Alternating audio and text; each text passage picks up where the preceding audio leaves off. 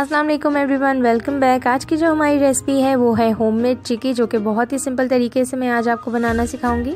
Pan ले लें, 1 चम्मच आप बटर ले लें और लो फ्लेम पे इस बटर को मेल्ट कर लें। मैंने 150 ग्राम मूंगफलियाँ ली हैं, इन्हें मैंने छील लिया है और इनके ऊपर के वर्क भी उतार लिया है। 2 मिनट तक हम इसे रोस्ट करेंगे और 2 मिनट बाद हम इसे अलहदा कर लेंगे। ये मैंने इसलिए किया ताकि मूंगफलियों का क्रंच ख़त्म ना हो।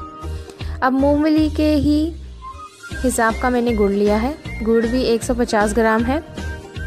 गुड़ को मेल्ट करने के लिए हमने लो फ्लेम रखनी है और चम्मच चलाते रहना है। ये खुद ब खुद ही मेल्ट होना शुरू हो जाएगा और लिक्विड फॉर्म में चेंज हो जाएगा। याद रहे आप चम्मच चलाते रहें ताकि इसमें लेस बने, और जितना ये लेसदार बनेगा उतनी ही आपकी चिक्की जो है हार्ड बनेगी। यहाँ पे मेरा गुड़ एकदम तैयार हो चुका है, तो अब मैं इसमें रोस्टेड जो मैंने मूंगफलियाँ निकाल के रखी थी शामिल कर लेती हूँ और दोबारा से चम्मच चलाएंगे और इन सबको अच्छे से मिक्स करेंगे। गुड़ के जितने रेशे बनेंगे उतनी ही मज़ेदार और हार्ड चिक्की बनेगी आपकी, एकदम बाज़ार जैसी।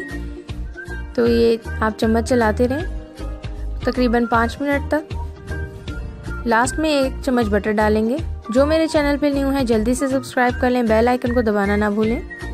यहाँ पे प्लेट पे हमने 1 चम्मच बटर लगा लिया था और बटर हमने इसलिए लगाया ताकि ये चिपके ना।